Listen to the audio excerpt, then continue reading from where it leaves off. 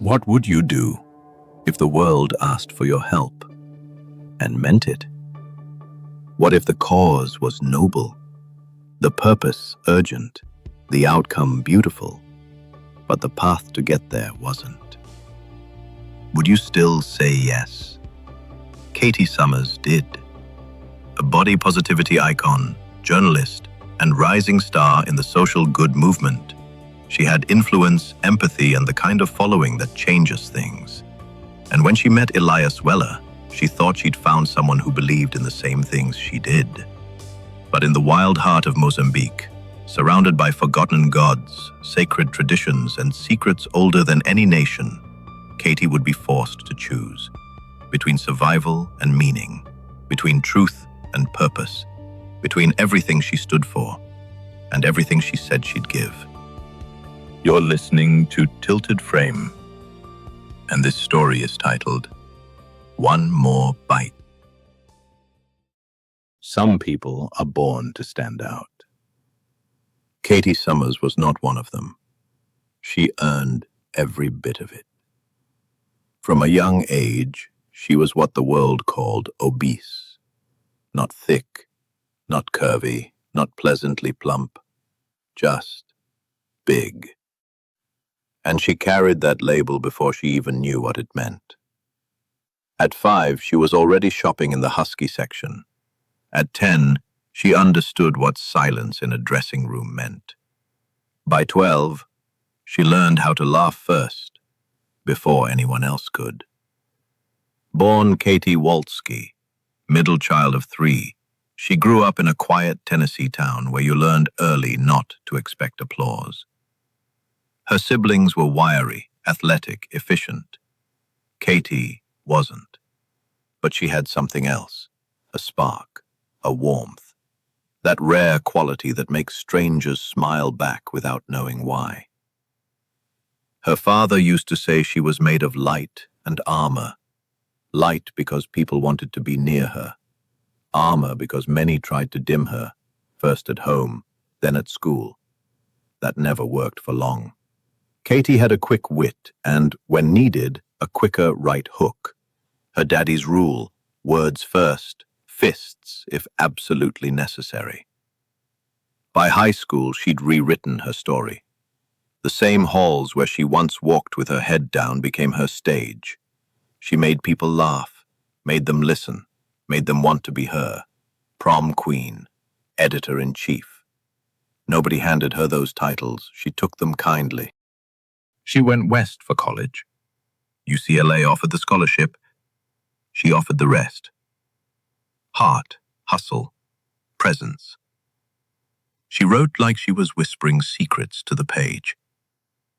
By the time she graduated, she'd already built an audience. A voice people trusted, not because she told them what was trendy, but because she told the truth. She became known for her interviews, her essays, a way of seeing people without flinching. 5 million followers now, maybe more. And still, somehow, she felt like she was only getting started. Then the message arrived. It was from a man she'd never met, one of those names you don't see unless you move in circles so rarefied they barely touch the ground. Old wealth, quiet power. The kind of man who could buy an island and never post a picture. He told her he'd been watching her work for some time, admiring her spirit, her voice, her appetite for the world. He said he found her beautiful, not just in the way people say to be kind, but in the way that ruins other women for you. He said he wanted to meet. No pressure, no expectations, just a chance to spend time. But beneath all the careful phrasing, Katie could feel it, the weight of something else. Something that wasn't just about romance. The message ended simply. Some people are worth waiting for. If you ever feel the same, I'll be here.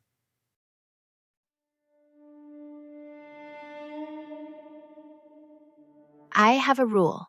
One I don't bend, not even for good handwriting and flattery wrapped in mystery. Trust, but verify.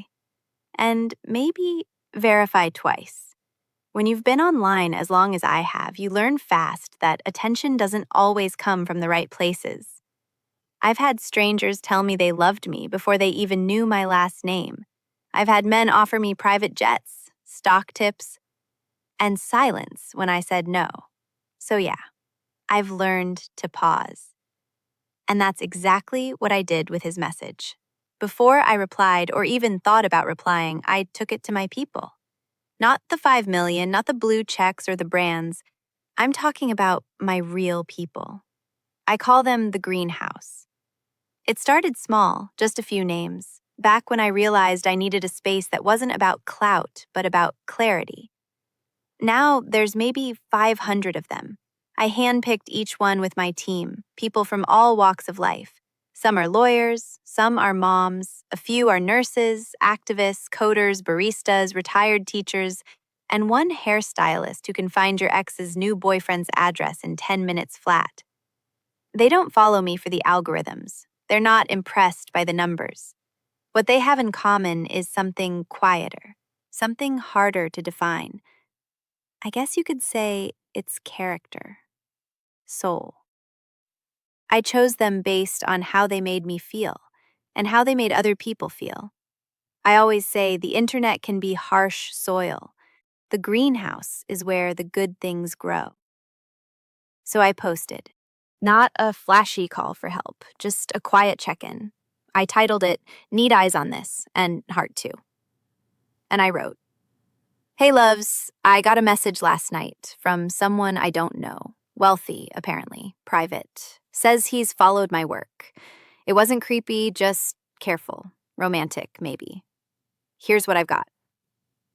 Name, Elias Weller. No socials. No photos. No background I can find. Said he lives far away, that's all. I'm not looking to be saved, but I'm curious. If anything rings a bell, good or bad, let me know. Within 20 minutes, there were already dozens of replies. By the end of the hour, one of the girls had found a business registry under Weller linked to a wildlife trust. Another tracked a donation he made anonymously to a literacy project in Mozambique. Then came whispers of a compound in southern Africa, a property held under a different name, and maybe, just maybe, a connection to old money that stayed very quiet for a very long time. I watched the thread unfold, heart skipping a little each time the phone buzzed. I'm not foolish, but I'm not closed off either. I don't believe in fairy tales, but I do believe in people. And this, whatever this is, feels worth looking into. Within a day, the greenhouse had done what it does best. Every breadcrumb, every whisper, every name Elias Weller had ever signed. My people found it. And what they uncovered didn't scare me. If anything, it intrigued me. He wasn't just a rich man with a good vocabulary and a thing for mystery. He was real. And that, honestly, was a little terrifying. I'm pushing my mid-30s now, and I don't say that with panic. I've lived. I've earned every laugh line, every quiet morning where I don't have to explain myself to anyone. But I'd be lying if I said I wasn't starting to wonder if I'd have kids someday, if there was still time, if there was someone I'd actually want to raise them with. My last 2 relationships were rough. One broke me in ways I didn't admit until a year later. The other made me question whether I even knew what love felt like anymore. So yeah, part of me rolled my eyes at the idea of this stranger. And another part of me whispered, maybe 3rd time's the charm. Here's what we learned. Elias Weller, born in England, 5 years older than me. Never married, though he's dated. Extensively, it seems. From what I saw, he tends to be drawn to women who look, well, like me. Not the watered-down version either, the real thing. He comes from old money. Shipping first, then banking, studied economics at Princeton, transferred to Harvard Business, then ran a shipping firm that specialized in South Pacific and Indian Ocean routes. No social media, no press junkets, no public scandals, but plenty of influence in places most people never think to look. About 5 years ago, he disappeared from the public eye entirely. Sold his company, bought land, a lot of land. More than 800,000 acres near Gorongosa National Park in Mozambique. That's bigger than Rhode Island. And not just some vacation home with a view. He lives there, fully. Off-grid, private roads, airstrips, animals. Turns out he's a collector. Exotic species, rare game. Some legal, some maybe not so much. He hunts, he trades, he funds conservation groups, and then funds the industries that quietly threaten them. That part made me pause. I don't play with contradictions like that unless I understand where they come from. But the truth? None of it felt like a deal breaker. Not yet. If anything, it felt like a puzzle. And maybe, just maybe, I was ready to start putting the edges together. I replied the next morning. Nothing dramatic, just a light, open-ended message that left room for him to move closer, if he wanted to. I've learned not to come in too hot. Let them show you how they operate when there's space to fill. His answer came 2 days later. Right on cue. Courteous. Polished. Not too eager, but not distant either. The kind of balance that makes you wonder if he's practiced or just naturally intentional. He said he'd be in Los Angeles at the end of the month, invited to speak at a conservation event downtown. Something about deforestation and the collapsing habitat for wildlife in Eastern Africa. I remember reading the words twice. Deforestation, wildlife, Gorongosa, elephants. I laughed out loud in my kitchen and said, "Of course he's giving a speech about saving elephants." I mean, me? I'm more of a small dog person. Give me a pug and a sweater and I'm done for. But how different could an elephant really be? It's still an animal, just bigger, more wrinkles, a longer nose. We agreed to meet the day before the event. Casual dinner, public place, no handlers, no PR people, just us. I wasn't nervous until I was standing outside the restaurant. And then I saw him. He didn't look like someone who lived in the wild. Not rugged, not weathered. Elias Weller looked like something out of a Calvin Klein ad circa 2002. Suit tailored like it had been sewn onto him, but not flashy. Quietly expensive. Hair slightly too long. Warm eyes, calm hands. He greeted me like I was already someone he knew. No awkward pause, no power games, just recognition. And then we talked, and talked. And I couldn't believe it. He was smart, really smart. Not the kind that shows off, the kind that listens, then hits you with something that makes you rethink your own point, but somehow makes you feel smarter for saying it in the first place. He knew about the roots of modern poverty in East Africa, about why foreign aid fails, about the mating rituals of hyenas and the migratory patterns of the white-throated bee-eater. I ordered pasta, he ordered grilled fish, we shared a bottle of wine, I laughed too much, he never once looked at his phone. And when I excused myself to the restroom, I actually looked in the mirror and asked out loud, how is he still single? There had to be something. There's always something. But when I got back, he was still there, smiling, still him.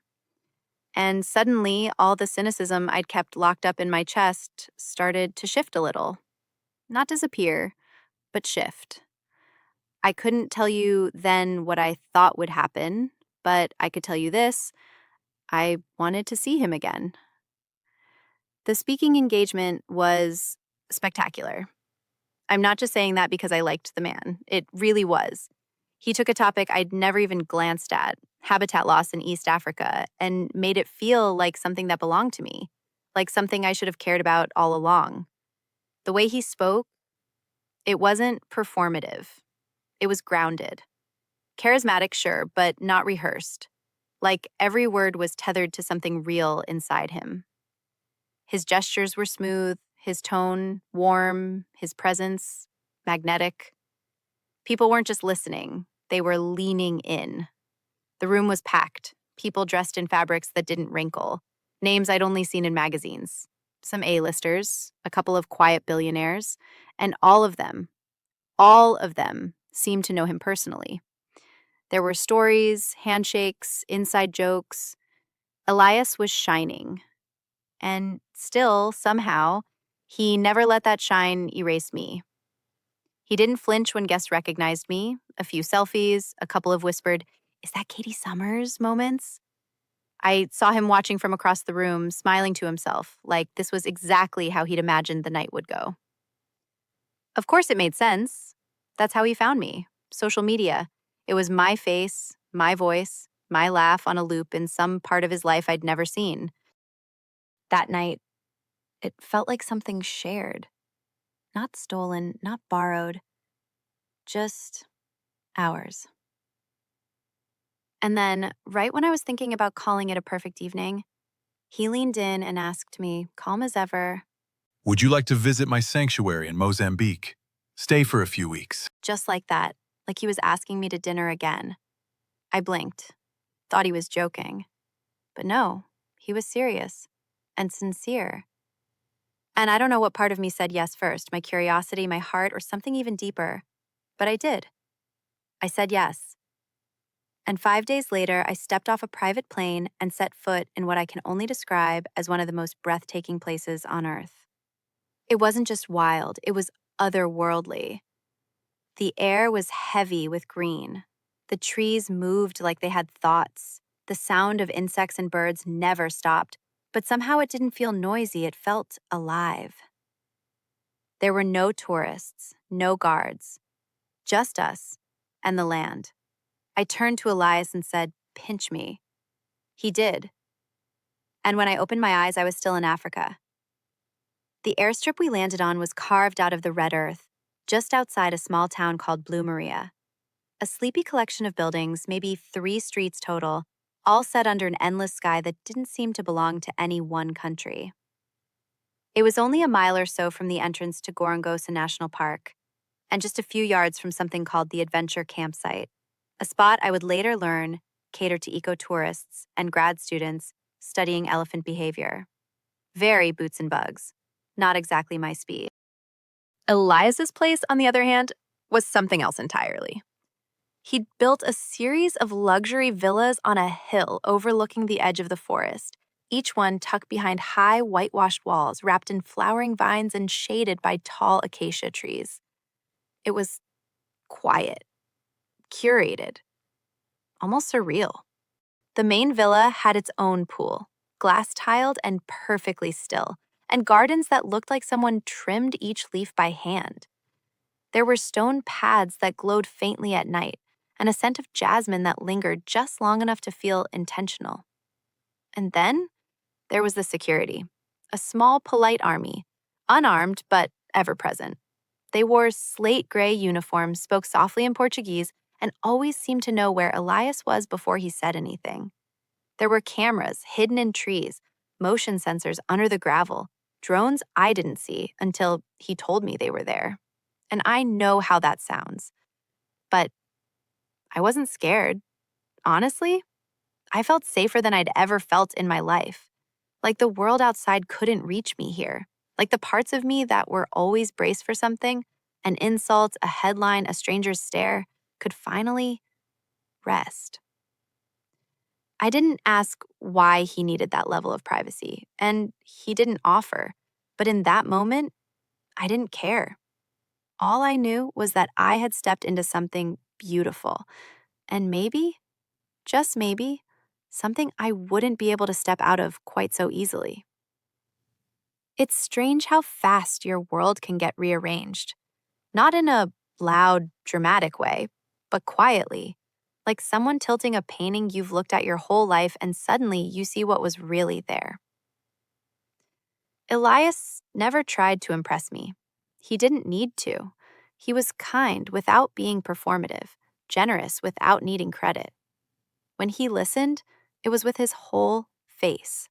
When he spoke, people leaned in, even me. And I'm not usually the leaning in type. The locals revered him, not from fear, but from memory, gratitude, and reverence. They told stories of land he healed, animals he saved, and quiet acts of kindness. Elias seemed to live half in our world, half in some ancient rhythm, one that valued silence and observation. And I changed. Over time, I began asking new questions about ecosystems, migration, balance. Elias taught me that true balance requires sacrifice. That word stayed with me. I had once chased glamour, headlines, trends, but walking the bush at dawn, watching antelope pause in unison, I saw I'd been documenting a world that wasn't truly alive. So I changed what I shared, focusing on water scarcity, conservation, and the hard truths about poaching. I urged people to shift energy from vanity to protection. And that message hit harder than I ever imagined. My socials exploded. Not with trolls or backlash, but with gratitude, curiosity, respect. For the first time, people were talking back not about me, but about what I was learning, what we could all learn. Something deeper had started to flow between me and the people who followed me, and I carried that new energy back to LA. I came home tanned, barefoot in spirit, and oddly light in my bones. The noise didn't hit me like it used to. The outfits, the parties, the whispers, it all felt like paper held too close to a flame. So I logged into the greenhouse, and I told them, it's official. Elias and I, we're together. There was cheering, jokes, a few gifts that made me snort laugh in bed. But beneath it all, they understood. They knew me. They knew what it meant that I was letting someone in. What they didn't know, not yet, was how much this story still had left to unfold. Elias had it all mapped out. He told me just days after I got back to LA that the locals were still talking about me, how the women in Blue Maria had felt seen by me, how my energy, whatever that means, had left something behind. I smiled at that, not because I believed it right away, but because I wanted to. And maybe, deep down, I needed to. Then he said something that stopped me mid-sip of my green juice. You should come back. Not alone this time. Bring your people. Let them feel what you felt. At first I laughed. Bring who? Like a press trip? A reality show cast? But no, he meant my people.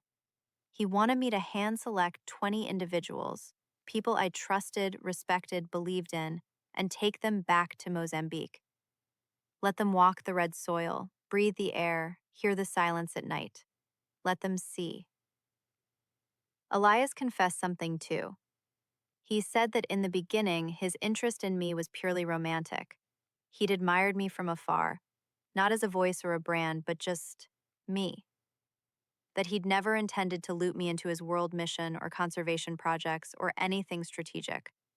That all this online traction, the engagement, the new wave of eco-curiosity sparked by my content, that was never part of his plan. A happy accident, he said. And then he asked, gently, but if we both see what's possible now, shouldn't we try? I told him the truth. I never once felt used. I never once felt like he was riding my spotlight. If anything, he had helped me find mine, the real one, not the filtered kind. So yes, we would do it. We started building the list. I reached out to friends, some from the greenhouse, a few others I trusted implicitly. A chef, a biologist, a retired school teacher. These weren't celebrities, they were magnets, people who pulled others into their light. Within 2 weeks, we had 20 confirmed. Flights were being booked, schedules cleared, bags packed.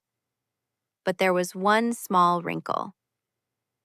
"We'll need to leave for Mexico," Elias said over the phone. Tijuana, to be specific. The visa process is simpler from there for this kind of group. I didn't question it. I mean, it kind of made sense. Bureaucracy always does what it wants. And Tijuana was just a 2-hour drive from LA. I'd been for tacos and dentistry. No big deal. Everyone in the group was cool with it. No red flags. Just passports and a little extra sunscreen. A few days later, we were all boarding the same flight, 20 of us, bright-eyed, buzzing, curious.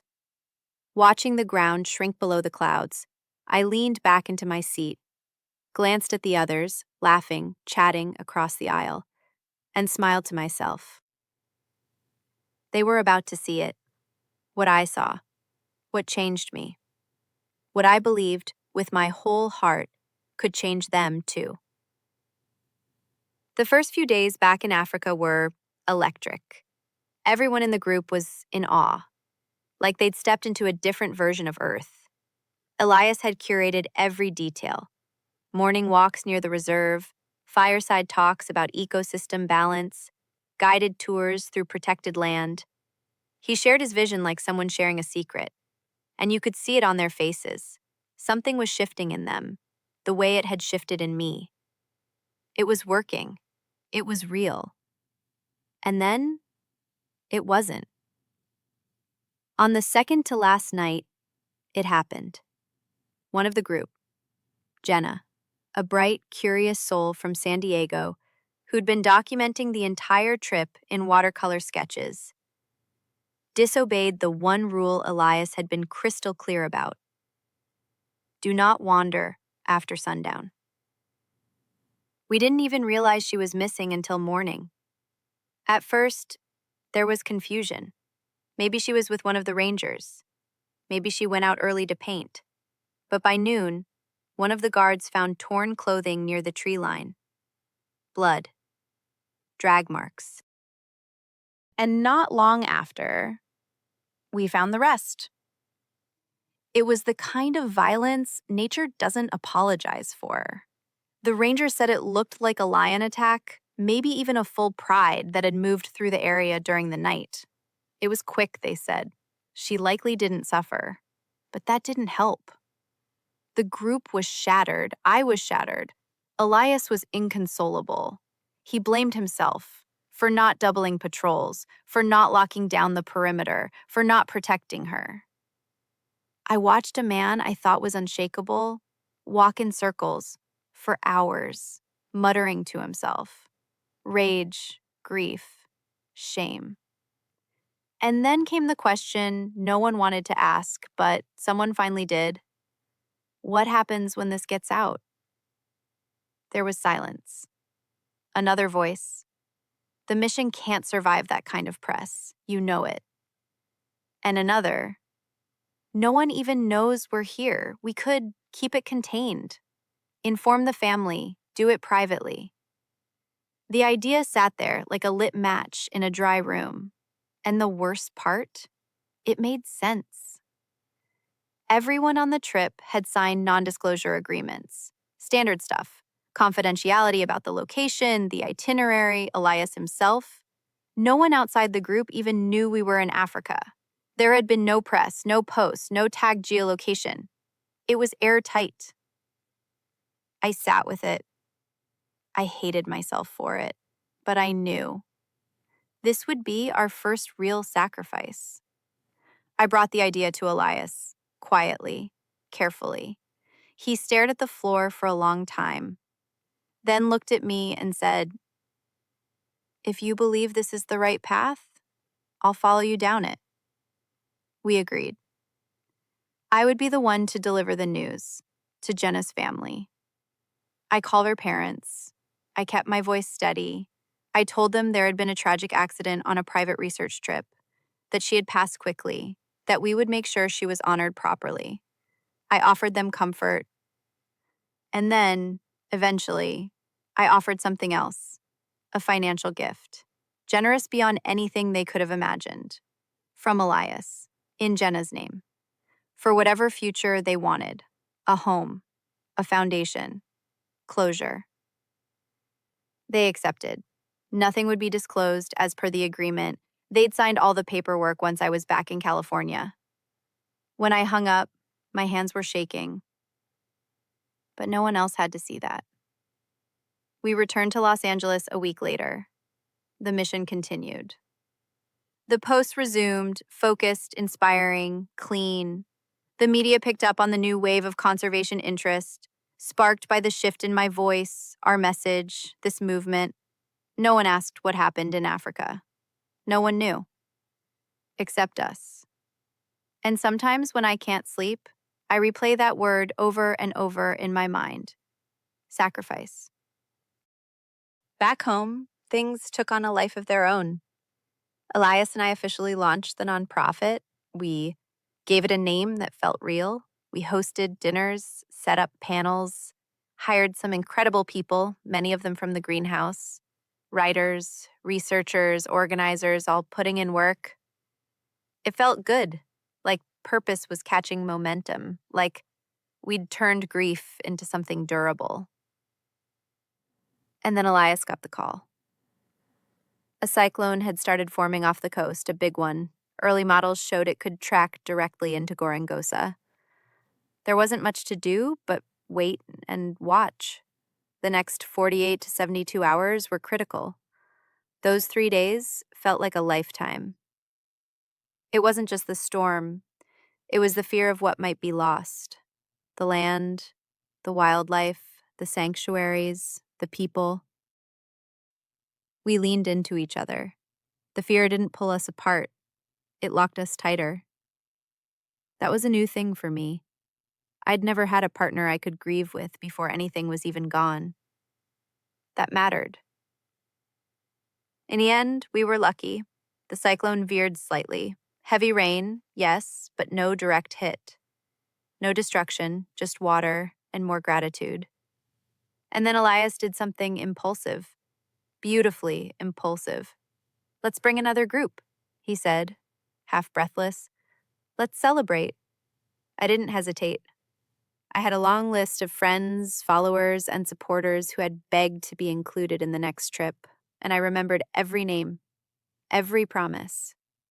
But this time, Elias had a request. "Only women," he said, "and only those who meet the health ministry criteria." I raised an eyebrow. What criteria? He explained that Mozambique's health minister was launching a body positivity campaign, one aimed at confronting the global misconception that obesity equals poor health or unhappiness. They wanted to highlight real women, thriving women, smiling, strong, joyful, full-bodied women. My women. I was floored. This wasn't just inclusion, this was visibility on a global stage. I was all in. Within 2 weeks, I had handpicked 20 guests. They signed NDAs, travel forms, health releases. Everyone knew the drill. We routed the trip through Mexico again, easier with visas, less bureaucratic noise. Elias left a week early to prepare, said he needed to meet with the minister, do a final pass of the grounds after the storm. The usual. And then we landed. Africa. Again. But this time felt different. As soon as we touched down, there was a welcoming party. Not just guards or guides, but men in ceremonial dress, chanting, draped in beads and ochre paint. At the front stood a tall figure with a cane carved like a serpent. A chief, I was told. A priest. Local spiritual leader. He stared at our group for a long time. Not unkind, just intense. Like he was seeing something we weren't yet aware of. The drumming rose and the dancing got wilder.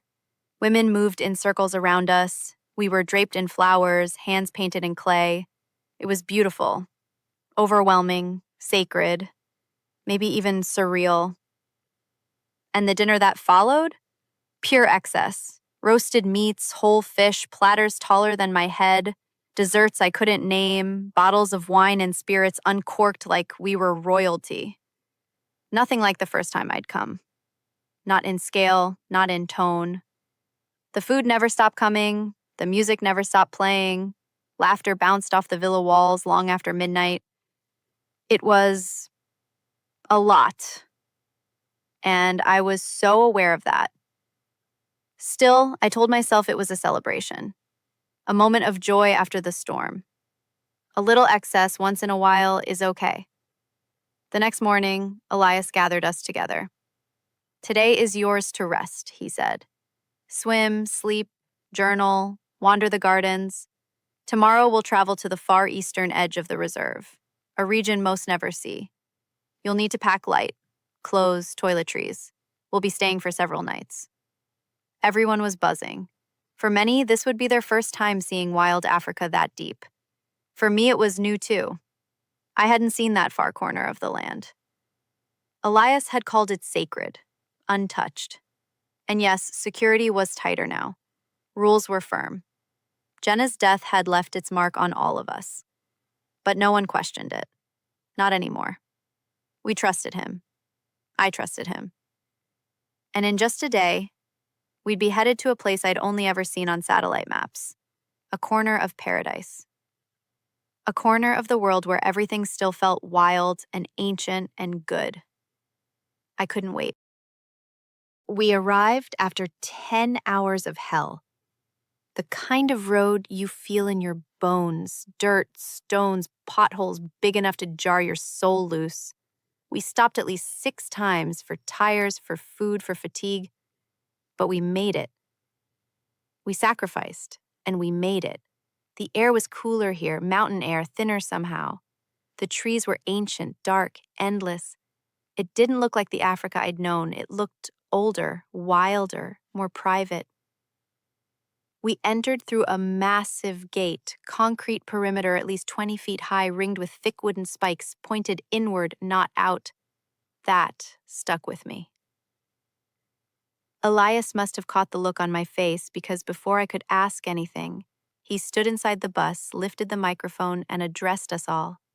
What lies within this perimeter are species that should not exist anymore, animals that the world had forgotten. And if not for the tireless efforts of Mozambique, they would be extinct. They don't understand the fences, the guards, the separation. But if they did, they'd thank us. We kept driving. Through the inner gate, past camouflaged outposts and surveillance towers, until we reached a massive concrete structure, clean lines, secure walls, minimal windows. It didn't look like a lodge. It looked like a fortress. 20 soldiers waited outside, armed, still, like shadows in uniform. Another group of priests and dancers emerged, cloaked in paint and feathers, beating drums in uneven rhythms. The bus stopped. A short ceremony unfolded. I watched it all through the glass, my skin tingling with something I couldn't name. Then the doors opened. Everyone stepped out slowly, eyes wide. Some were smiling, some were nervous, but no one had a clue what this place truly was. Not yet. Elias stood tall. His voice returned to that warm, instructive tone. This is Building A, my headquarters. He said, gesturing toward the massive structure behind him. And that, He added, pointing behind the bus. is Building B. More comfort, more space, all yours. The group cheered. I laughed and waved as we separated. Elias took my hand and led me into Building A. The guards escorted the others toward Building B. Inside, I was stunned. It was beautiful. Warm wood, carved stone, sweeping views of the canopy from every room, a penthouse in the jungle, a kitchen, a spa, soundproofed walls, cold champagne already waiting. I turned to Elias and asked, half joking, "Is Building B this nice?" He smiled, raised his glass, and said, Much better. Much, much better. I was still smiling when the drums started. The drums seem to echo inside the walls, vibrate through the floor, crawl into your chest until your heartbeat matched it. Elias called me to the balcony. From there I saw it, an arena, like a bull ring. No seats, just a vast depression in the ground, high stone walls, iron gates, banners fluttering in the wind. It didn't belong in the 21st century. Elias was quiet beside me, and then he asked, "How much are you willing to sacrifice for this mission?" I blinked. What? How much are you willing to sacrifice? I knew what the word meant. I knew exactly what he was asking. I needed time to think, so I asked him to repeat it again. He waited, and I said it, because in that moment, God help me, I believed it. Everything. He looked at me, eyes calm, Are you sure? and again, like someone being tested, I said, everything. He gave a signal. Somewhere below, massive gates opened, slow, groaning metal. From one side, 10 men crept out, thin, shirtless, greased with ash, spears taller than they were, moving low to the ground, not walking, stalking. Hunters, or something worse. The balcony was sealed in glass, thick, soundproof. I could hear the drums in my chest, but not the screams below. And still, I knew what was coming. Another door opened, and 3 women stepped out. From my group, from Building B. I couldn't move, couldn't speak. I tried, I swear I tried, but no sound came. Just this pressure in my throat, like air was no longer mine. 40 yards from me, they looked around, confused, squinting in the light. One of them called for someone, the others backed up, and then it happened, fast, a blur of motion, spears, screams I couldn't hear, the tearing of fabric, flesh, blood. I didn't know I was crying until my vision blurred. I didn't know I'd collapsed until I was waking up on the couch. Elias was fanning me. A servant girl was pressing a cold towel to my forehead, and all I could hear was my own voice echoing in my head. Everything. I came to on the couch, cold towel against my forehead, soft cloth beneath me, Elias above me with a fan and a look in his eyes that I'd never seen before. But I couldn't stay still. I pushed myself up, too fast, and the room spun. A sharp dizziness slammed me back down to my knees. My arms barely held me. I crawled to the glass doors and forced them open. I had to see. I had to know if what I'd witnessed was a hallucination, a fevered dream brought on by heat or grief or fear. But the second I stepped onto the balcony, that fantasy died. Below me in the arena, the 3 bodies were still there, only they weren't bodies anymore. Not in the way we understand them. Not in the way we give dignity to the dead. The men were still working, each with a purpose, each with a role. One removed clothing, another removed limbs. 2 were cleaning blades, others sorted bones. I couldn't look away. It was surgical, not in precision, in coldness, like workers in a slaughterhouse separating meat from waste. No reverence, no shame. My breath caught in my chest. Tears blurred my vision. I began to shake. I knocked on the glass with my fists, helpless, panicked, like a child trying to wake a sleeping adult during a nightmare. That's when I felt a hand on my shoulder. Gentle, familiar. I flinched and knocked it away. I turned and shouted, some mix of rage and broken sound. I don't remember what I said. I just know I was trying to run. But the doors behind me had been closed, sealed. It was just us now, me, Elias, the glass, the arena, and the dead. I turned to him, ready to scream, to hit, to demand an answer, but I stopped. He wasn't the Elias I knew. He was trembling, shoulders collapsed, knees buckled, and then, without a word, he dropped to the balcony floor like a marionette whose strings had snapped. He wept. Not loud, not theatrical, just shattered. soundless, tears rolling down his cheeks as his body rocked, arms clutched around himself like a child. He was shaking, and somehow that broke me more than the scene below. I don't know how to explain it. Maybe it was shock. Maybe it was trauma's strange twin, detachment, but I went numb. I knelt beside him. My hands moved on their own. I touched his shoulder, rubbed his back, held his face. "It's okay," I whispered, even though it wasn't. He looked up at me, his eyes glassy, hollow, his lips moved. I leaned in. He was muttering something again and again. I couldn't make it out. So I held his face in both hands and asked him to look at me. His eyes met mine. He stopped shaking for a breath, just one. And then he said, It had to be someone. at first I thought he meant them, the girls, the bodies. But then he looked at me, really looked. His eyes were red, raw, wet with tears, but there was something else in them too. Not guilt. Not quite. Conviction. I held his face in my hands, still kneeling beside him, too numb to cry again, too stunned to run. "Elias," I whispered. He touched my wrist, not to stop me, just to be sure I was still there. And then he said it. You looked me in the eye, Katie, and you said you'd give everything. I froze. I didn't know, I didn't ask you for that lightly, he said, voice steadying. but you meant it. I saw it in you.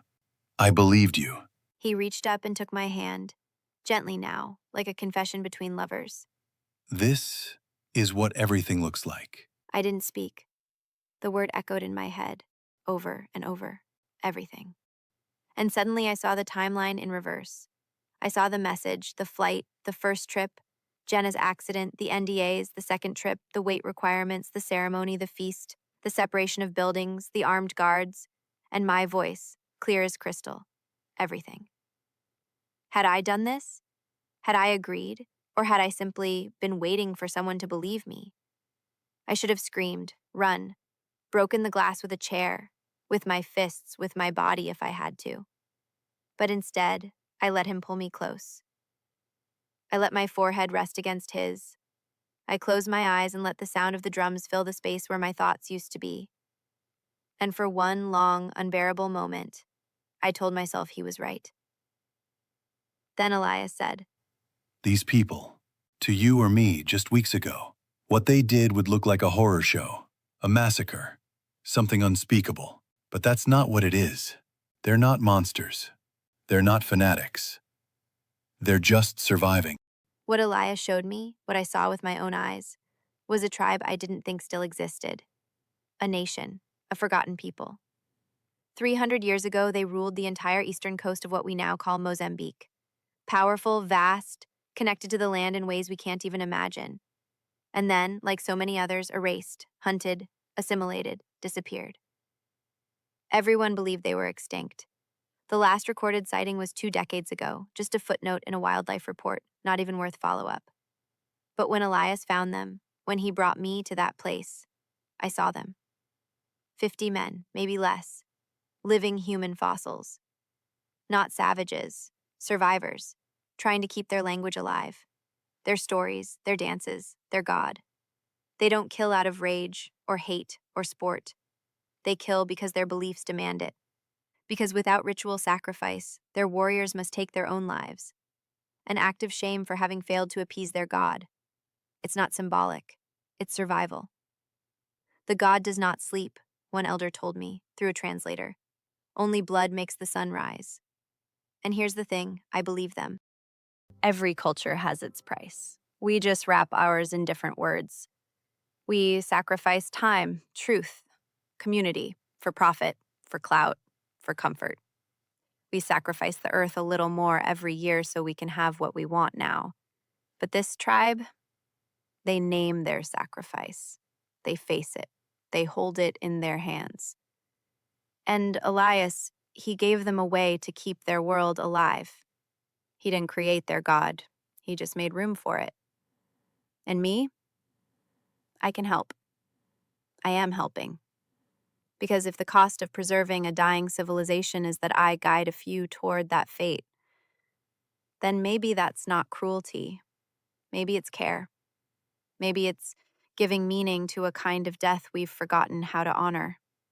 This isn't about blood. It's about continuity. It's about keeping something sacred from slipping into dust. This mission isn't just Elias's anymore. It's ours. And I don't know how many more trips I can arrange or how long I'll be able to carry this burden, but I know now what it means to give everything.